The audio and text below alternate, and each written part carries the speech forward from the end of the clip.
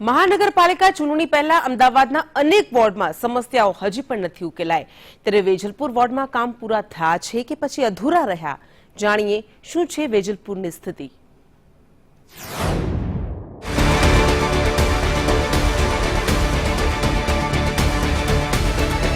ચૂંટણી પહેલા વાયદાઓની ભરમાર રચતા નેતાઓ ચૂંટણી બાદ જનતાને ભૂલી જ જાય છે। ફરી એકવાર ચૂંટણી આવી છે અને એ જ પુનરાવર્તન થશે। અમદાવાદનો વેજલપુર પણ તેમાંથી બાકાત નથી। આ વોર્ડના રાજકીય સમીકરણો પર નજર કરીએ તો વેજલપુર વોર્ડમાં વેજલપુર ગામ, જીવરાજ પાર્ક, બુટ ભવાની, મલાઈ તળાવ સહિતના વિસ્તારોનો સમાવેશ થાય છે। અહીં 10 વર્ષથી ભાજપના કોર્પોરેટર્સનો દબદબો છે। વેજલપુર વોર્ડમાં 76,000 જેટલા મતદાર છે। આ વોર્ડમાં 76,296 કુલ મતદાર છે, જેમાં 39,637 પુરુષ અને 36,658 સ્ત્રી મતદાર છે। જ્ઞાતિ પ્રમાણે આ વોર્ડના મત જોઈએ તો બ્રાહ્મણના સૌથી વધુ મતદાર 18,000, દલિત 13,000, ઠાકોર 3500, રબારી 3,000, પટેલ 3,000, કડિયા ક્ષત્રિય 3,500, મારવાડી 6,000, પ્રજાપતિ 2,500 અને અન્ય 8,000 મતદાર છે। વેજલપુરના રહીશોનું કહેવું છે કે છેલ્લા 10 વર્ષથી ભાજપનું અહીં શાસન છે, પણ તેમ છતાં કેટલાક કામો પૂરા થયા, જ્યારે કેટલાક કામો પૂરા કરવામાં સ્થાનિક નેતાઓ નિષ્ફળ રહ્યા છે। અહીંના યક્ષ પ્રશ્નોમાં સામાન્ય વરસાદમાં પાણી ભરાવાની સમસ્યા મુખ્ય છે। લાખો રૂપિયાના ખર્ચે બનેલ મલાઈ તળાવમાં સમારકામનો અભાવ, મેટ્રોના કામને કારણે ટ્રાફિક જામની સમસ્યા સર્જાય છે। વારંવાર રોડના ખોદકામને કારણે ભૂવા પડવાની સમસ્યા છે। સ્વચ્છતાને અભાવને કારણે ગંદકીથી લોકો ત્રસ્ત બન્યા છે। ગાર્ડનમાં ગંદકીનું સામ્રાજ્ય છે। આ તમામ સમસ્યાઓના ઉકેલ લાવવામાં નિષ્ફળ રહેલા નગરસેવકોની જનતા માંગ કરી રહી છે કે કોર્પોરેટર્સ તેમને મળતી ગ્રાન્ટનો ક્યાં ઉપયોગ કરે છે તે જાહેર કરે। મૌલિક ઉપાધ્યાય, સંદેશ ન્યૂઝ, અમદાવાદ। તો સ્થાનિક સ્વરાજ્યની ચૂંટણીને આડે હવે ગણતરીના જ દિવસો બાકી રહ્યા છે। પહેલા તબક્કામાં મહાનગરપાલિકાની ચૂંટણી થશે, ત્યારે અમદાવાદના વેજલપુરમાં કેટલા વાયદા પૂરા કરવામાં નેતાઓએ રસ દાખવ્યો અને કેટલા માત્ર વાયદા જ રહ્યા? आओ जानिए स्थानिक लोगों पासेथी। કોર્પોરેશનની ચૂંટણી પહેલા અનેક વોર્ડમાં કામો અધૂરા છે, જેને કારણે જે સ્થાનિક લોકો છે તે પરેશાન છે। કોર્પોરેશનનું ઇલેક્શન આવી રહ્યું છે, સત્તા પક્ષ અને વિરોધ પક્ષ છે તે દાવો અને આરોપો કરે છે, પણ સત્ય હકીકત શું છે અત્યારે આપણે વેજલપુર વોર્ડમાં જ છે અને સ્થાનિકો પાસેથી જાણીશું। આપને પૂછીશ, વેજલપુર વોર્ડમાં કયા પ્રકારની સમસ્યાઓ પણ ઉકેલી છે? ટ્રાફિક સેવા છે, કોઈ જગ્યાએ પાર્કિંગની વ્યવસ્થા નથી હોતી, એના હિસાબે ટ્રાફિક વધારે થાય છે। રોડ ઉપર દબાણ બી એટલું હોય છે, એવી ઘણી બધી સમસ્યા છે વિજયપુર વોર્ડની અંદર। વેજલપુર વોર્ડમાં સમાંતર રેલવે લાઇનનું કામ અત્યંત ધીમું છે। સૌરાષ્ટ્રવાસીઓની અહીંયા વસ્તી વધારે હોવાથી બોટાદની રેલવે લાઇન ઝડપી કાર્ય પૂરું થાય એવું બધા ઈચ્છીએ છીએ।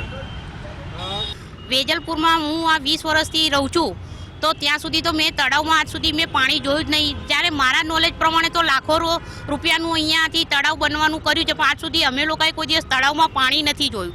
સિનિયર સિટી માટે જીનના પેલા એ બનાવે તો પાવર બ્લોકો બી બધા નીચેથી બધા ખુલી ગયેલા છે, તો બરાબર લોકો સિનિયર સિટી લોકો એક્સરસાઇઝ પણ કરી નહીં શકતા। હું વારંવાર ત્યાંથી નીકળું છું ને તો હું કાયમ બસ મજૂરો લોકો જાણે યુઝ કરતા હોય, બેઠા હોય, પણ અમારી એની પબ્લિકને તો ક્યારેય બેસવાનો સમય મળ્યો જ નથી। એવું બેસવા લાયક જેવું અમને લાગતું જ નથી। પહેલી સમસ્યા આપણે જોઈએ છે કે આ મેટ્રોનું કામ છેલ્લા 4-5 વર્ષથી ચાલે છે, એના હિસાબે અહીંની પબ્લિક અને અહીંના વેપારીઓ ખૂબ જ હેરાન થાય છે। એ સિવાય અહીંયા વેજલપુરની અંદર રોડ, રસ્તા, પાણી, ગટર, આ બધી ઘણી બધી સમસ્યાઓ છે। આમ એકંદરે જોવા જઈએ તો વેજલપુર એ સમસ્યાઓનું ઘર છે। વારંવાર અહીં વગર વરસાદે ભૂવા પડે છે, વારંવાર અહીંયા ટ્રાફિક જામની સમસ્યાઓ રહે છે। એ સિવાય અહીંયા પાણીની સમસ્યા પણ એટલી છે કે જ્યારે પાણી જતું રહે કે પાણીની લાઇનમાં જ્યારે રિપેરિંગ થાય તો 3-3, 4-4 દિવસે એ લોકો રિપેરિંગનું કામ પૂરું કરતા હોય છે, પણ 4 દિવસ સુધી તમે અહીંયા પાણીનું કામની તમે લાઇનની રિપેરિંગ તમે કરો છો તો 4 દિવસ સુધી તમે વિચાર કર્યો કે આ લોકો પાણી ક્યાંથી લાવશે? અમદાવાદનો એક એવો વિસ્તાર છે જ્યાં સામાન્ય વરસાદમાં પણ પાણી ભરાઈ જાય છે અને વર્ષોથી આ સમસ્યા છે, ઉકેલ નથી આવતો। આપને શું લાગે? આપના માધ્યમથી એ કહેવા માગું છું કે છેલ્લા 2 ટર્મથી 2010થી 2020-21 આવી ગયું, 2 વર્ષનું જો એ મ્યુનિસિપલની સત્તા જ્યારે અહીંયા કોર્પોરેટ 4થી 4 ભાજપના હોય, બીજી ટર્મમાં બી જો ભાજપના કોર્પોરેટ હોય, 25 લાખથી 25 લાખ સુધી એમને દર વર્ષે જે corporation municipal commissioner Ahmedabad municipal commissioner એમને જ્યારે ફંડ આપતું હોય વોર્ડને સુધારવા માટે, વોર્ડનો ડેવલપિંગ કરવા માટે, એ ડેવલપિંગ આજ સુધી થયું નથી. એક કોર્પોરેટરને જો 25 લાખ રૂપિયા અંદાજે મળતા હોય તો 4 કોર્પોરેટરના 1 વર્ષના 1 કરોડ થયા, તો 5 વર્ષના 5 કરોડ રૂપિયા થયા.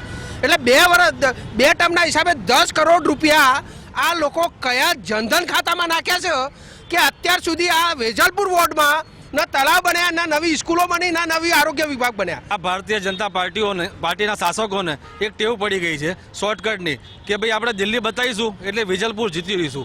પરંતુ અત્યારે હાલ વેજલપુરની જનતા એટલી શાણી અને સમજદાર થઈ ગઈ છે કે હવે તમે દિલ્હીમાં નરેન્દ્રભાઈ બતાવશો અને અહીંયા જીતી જશો એ વાત હવે દૂરની રહી છે. કારણ કે છેલ્લા લોકડાઉનમાં આપે જે વાત કરી તે પ્રમાણે જે શ્રમજીવી છે એ લોકોને એટલી પણ બધી મુશ્કેલી પડી હતી કે જેમાં એ લોકોને નાગરિક સુવિધાઓની જે પાયાની જે જરૂરિયાત હતી એ નથી મળતી, દવાખાનાની પણ એની સવલત નથી મળતી. ત્યારે આ ભારતીય જનતા પાર્ટીના જે સ્થાનિક કાઉન્સિલરો છે એ કોઈ જ ફરક્યા નથી. પરંતુ દિવાળી આવે એટલે સાહેબની સાથે પોસ્ટર લગાવવામાં રાજી થઈ અને ચૂંટણી જીતવા માંગે છે.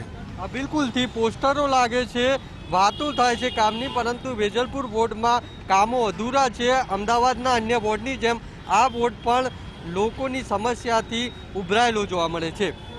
કેમેરામેન ધર્મેન્દ્ર સાથે મૌલિક ઉપાધ્યાય, સંદેશ ન્યૂઝ, અમદાવાદ.